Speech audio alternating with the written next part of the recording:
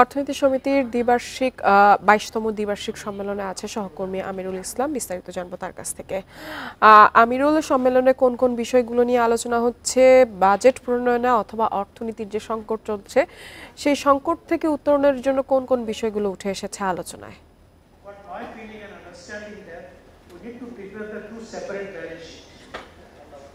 জি তিথি, যেমনটা বলছিলেন, আমি আজকে ইঞ্জিনিয়ার্স ইনস্টিটিউটে আছি এবং আজকে কিন্তু রেমিটেন্স ব্যাংকিং খাতে যে বিষয়গুলো সবকিছু আজকে উঠে এসেছে আজকের আলোচনায়।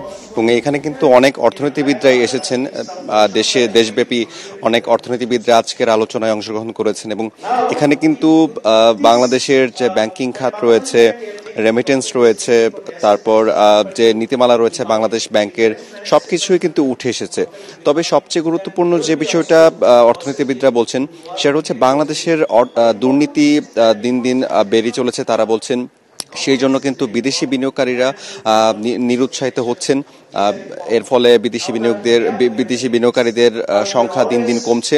এবং তারা বলছেন যে এছাড়াও দুর্নীতির সাথে যে ডলারের অস্বাভাবিক মূল্যের ফলে যে দেশে উদ্যোক্তারা আছেন, যে তাদের একটা যে তাদের সংখ্যা আছে সেটা দিন দিন কমে যাচ্ছে। আর এর ফলে কিন্তু যে আমদানি ব্যয় রয়েছে সেটা কিন্তু রপ্তানি আয়ের অনেকটাই দ্বিগুণ হয়ে যাচ্ছে।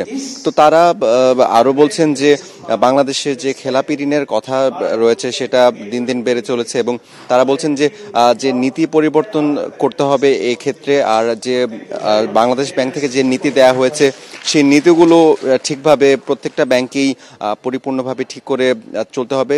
এতে কিন্তু যে খেলাপি ঋণের যে অবস্থা রয়েছে তার থেকে কিন্তু উত্তরণের কিছুটা চেষ্টা করা যেতে পারে। আর এছাড়া কিন্তু রেমিটেন্সের একটা কথা উঠেছে এখানে, যে বাংলাদেশে কিন্তু অবকাঠামো উন্নয়নে কিন্তু রেমিটেন্সের গুরুত্বপূর্ণ ভূমিকা অনেক বেশি এবং সরকারের যে নজরদারি আছে এখানে, এটা আরো বাড়ানোর কথা বলছেন অর্থনীতিবিদরা। এর ফলে কিন্তু বাংলাদেশের যে ডলারের যে একটা সংকট রয়েছে এর থেকে উত্তরণ করা সম্ভব হবে বলে তারা মনে করছেন।